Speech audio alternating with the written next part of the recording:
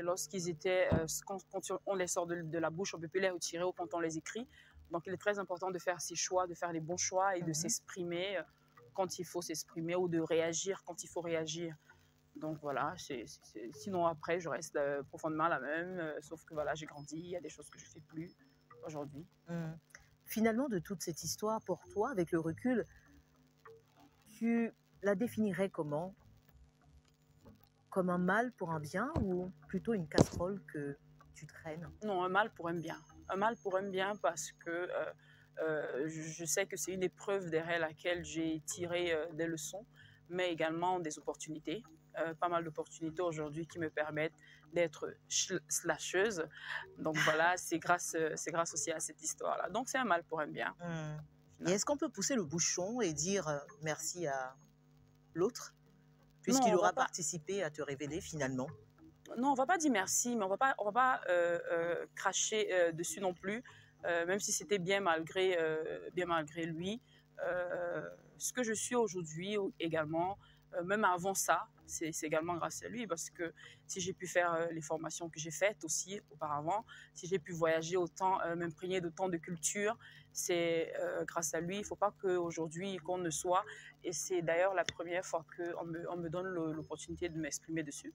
Parce que c'est vrai que ce qui s'est passé était tellement tragique et douloureux qu'on peut à ce moment-là oublier tout ce qu'il y avait de positif. Il y a eu énormément de positifs derrière parce qu'il y a eu des études qui ont été financées, il y a eu du soutien financier, il y a du soutien moral que j'en avais besoin.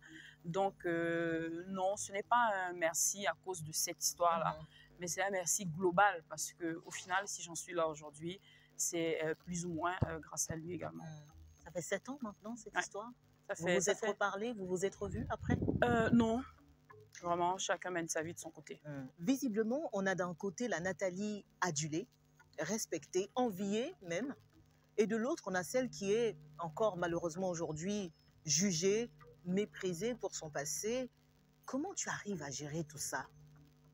Non, moi je pars simplement du principe que je suis très chrétienne et pour moi, si même le Christ, si Jésus, il a été jusqu'à ce qu'il soit crucifié, jugé et que jusqu'à aujourd'hui il ne fait pas l'unanimité, ce n'est pas moi, je ne vais pas avoir la prétention de dire que tout le monde doit absolument m'aimer. Non, je conjugue avec ceux qui m'apprécient, je saisis les opportunités et j'avance. Je ne vais vraiment pas me casser les méninges à chercher à plaire à qui que ce soit ou à rajouter une personne supplémentaire dans mon échiquier. Je me débrouille très bien là maintenant. Je n'ai pas besoin de personnes toxiques ou à convaincre. Ah non, non, non, je n'ai rien à leur dire. J'aime bien cette question du confessionnal.